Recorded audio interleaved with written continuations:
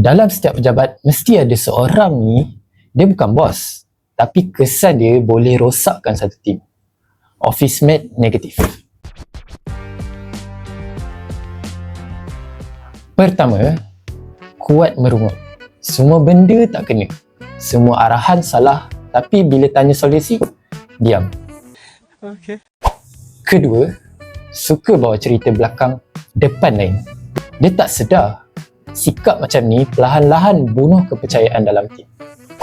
Ketiga, suka banding dan dengki. Bila orang lain berjaya, dia cari kelemahan, bukan beritanya.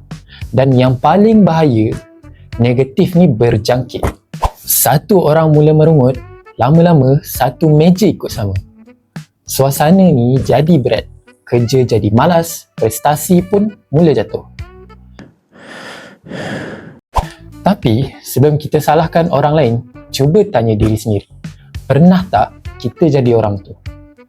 Tempat kerja memang ada tekanan, tapi pilihan untuk jadi racun atau jadi penawar, itu pilihan kita.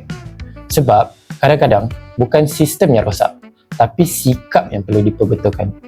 Untuk pengetahuan lebih lanjut, sila like, komen dan share untuk video seterusnya.